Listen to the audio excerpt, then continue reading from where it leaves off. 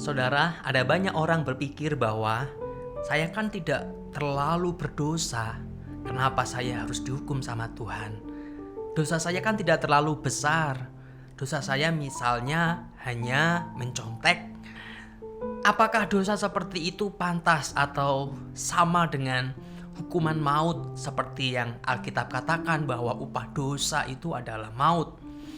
Nah, saudara sekalian, kita perlu melihat dosa dalam konteks, dalam pengertian yang lebih luas daripada sekedar kita melakukan perbuatan-perbuatan tertentu yang melanggar moral secara umum. Yang perlu kita ketahui adalah pertama, kepada siapa kita berdosa. Kepada siapa kita berdosa. Nah, ini menentukan seberapa besar konsekuensi atau akibat yang akan kita terima. Misalnya kita sama-sama membunuh, tapi siapa atau apa yang kita bunuh mempunyai bobot hukuman yang berbeda. Misalnya kita membunuh nyamuk, ya kalau malam hari ada nyamuk kita bunuh. Nah, kita tidak akan dipidana hanya karena membunuh seekor nyamuk. Atau semut, apalagi semut ya yang mungkin kita semprot dan mematikan begitu banyak semut. Tapi pembunuhan terhadap semut tidak akan membawa kita ke meja hijau atau ke pengadilan. Lain halnya ketika kita membunuh misalnya orang atau misalnya tetangga kita. Entah karena apa, ada masalah tertentu lalu kita membunuh dia. Nah, ini akan lain persoalannya, saudara.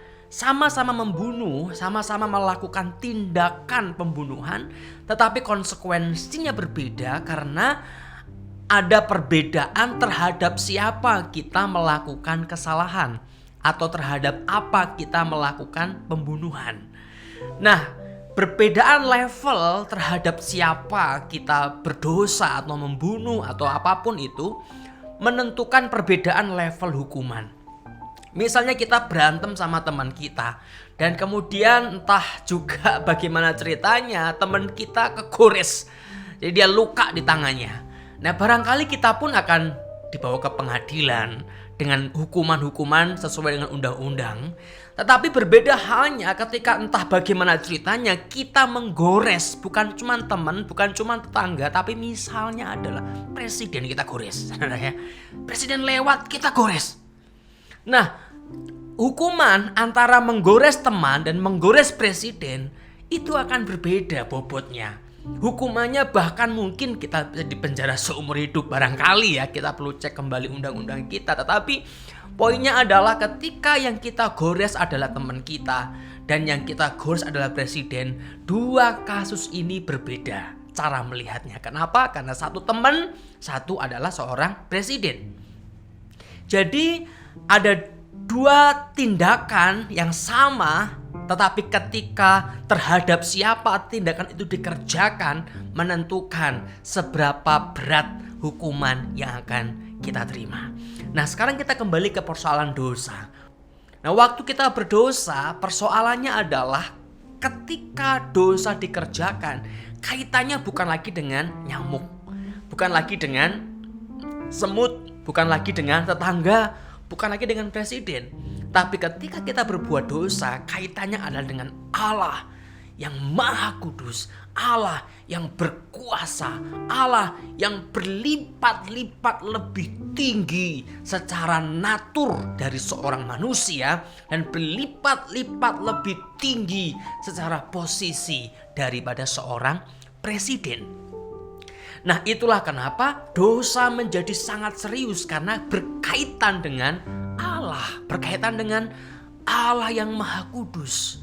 Nah, ketika kaitannya dengan Allah yang Maha Kudus, maka hukumannya juga setara dengan kekudusan Allah yang dilanggar melalui dosa kita.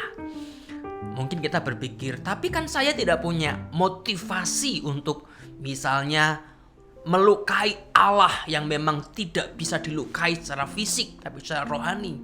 Saya hanya melakukan apa yang pengen saya lakukan. Saya hanya misalnya membunuh orang, ya udah, saya dengan orang itu. Kenapa harus berkait dengan Allah? Bukankah cukup saya dan orang itu yang diurus? Ngapain harus sampai kepada Allah? Toh aku tidak membunuh dia dan kemudian menghina Allahnya atau menghina Allah yang Maha Kudus itu, ini hanya soal aku dan dia. Misalnya kita berpikir begitu. Nah, persoalannya adalah kita tidak bisa melepaskan apa yang kita lakukan dari kondisi atau dari keberadaan ilahi pada Allah. Mengapa? Karena kita diciptakan oleh Allah. Kita diciptakan oleh Allah, kita diciptakan dalam rancangan Allah.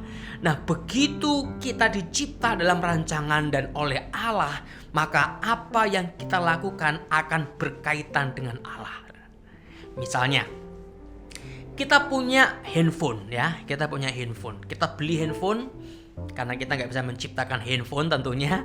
Ya barangkali ada yang bisa karena punya perusahaan, tapi anggaplah kita punya handphone, kita beli ataupun kita menciptakan kalau bisa. Nah, handphone ini mau tidak mau akan selalu berkaitan dengan saya. Saya mau jadi apa, handphone itu harus sesuai dengan apa yang saya mau. Kalau handphone itu tidak menjadi seperti yang saya mau, maka handphone itu tidak mengikuti kehendak saya. Dan handphone itu harus bertanggung jawab, tanda kutip ya, bertanggung jawab kepada saya. Kok dia nggak bisa? Kok dia apa? Saya mau buang dia. Padahal kan dia, misalnya kita asumsikan ini handphone punya kehendak ya. Nah, aku mau menjadi seperti apa diriku saat ini kan? Aku nggak pernah nyebut namamu sebagai pemilik. Aku nggak pernah mengkaitkan kekuatanku dengan apa yang kamu inginkan. Aku hanya menjadi diriku sendiri, sebuah handphone dengan kemampuan sekian dan sekian. Ya udah, nggak bisa. Karena kamu handphoneku, kamu harus mengerjakan apa yang aku mau, bukan apa yang kamu mau. Terlepas dari kamu menyebut namaku atau enggak, kamu misalnya menghina aku atau enggak, tapi kalau kamu tidak melakukan apa yang aku mau, kamu sudah bermasalah dengan aku. Dan aku akan buang kamu misalnya dan beli handphone yang baru. Aku akan hancurkan kamu dan aku mau ciptakan handphone yang baru. Nah, demikianlah hidup kita, saudara. Kita sejak awal diciptakan oleh Tuhan dan dirancang untuk kemuliaan Tuhan. Begitu hidup kita tidak memuliakan Tuhan, begitu hidup kita tidak sesuai dengan apa yang Tuhan mau, kita sedang melakukan pemberontakan terhadap kehendak Tuhan. Kita sedang melakukan sebuah tindakan yang melanggar perintah, melanggar apa yang Tuhan mau. Begitu hidup kita tidak memuliakan Tuhan, kita sedang melukai bukan manusia lagi tetapi Tuhan. Sehingga kita selalu ada dalam hubungan, saudara. Hubungan, kalau saya boleh ilustrasikan, hubungan segitiga, yaitu saya, hidup saya, dan Tuhan. Selalu terkait. Apa yang saya lakukan selalu terkait dengan tanggung jawab kepada Tuhan. Sehingga tidak ada satu hal pun yang tidak kita pertanggungjawabkan akhirnya. Atas dasar ini, maka apakah engkau dengan sengaja menjelekkan nama Tuhan atau enggak? Ketika hidupmu tidak sesuai dengan firman, itu dosa, itu pelanggaran, itu menista kekudusan Allah, itu melukai hati Tuhan. Dan ketika kita melukai hati Tuhan, bukan karena Dia Allah yang ingin disenang-senangkan, bukan, tapi kekudusannya akan menghancurkan keberdosaan kita. Kekudusannya akan meruntuhkan keberadaan dosa kita, sehingga maut menjadi bagian yang wajar, yang memang begitu seharusnya bagi mereka yang berdosa di hadapan Tuhan. Oleh karena itu, mari bersama-sama kita boleh melihat, saudara, bahwa hidup kita selalu ada di dalam pertanggungjawaban di hadapan Tuhan. Dan di hadapan Tuhan ternyata tidak ada satu orang pun yang benar. Di hadapan Tuhan ternyata semua manusia telah keluar dari rancangan Tuhan yang semula. Semua manusia, bukan hanya perbuatannya tapi juga pikiran dan perasaannya. Bukan hanya pikiran dan perasaan tapi seluruh keberadaan dirinya telah keluar dari apa yang Tuhan mau. Nah, sehingga kita sesungguhnya tidak punya harapan untuk bisa keluar dari hukuman Tuhan, karena hidup kita sudah keluar secara tindakan maupun secara keberadaan. Yang kita butuhkan sekarang adalah penebusan Kristus untuk membebaskan kita dari hukuman Tuhan.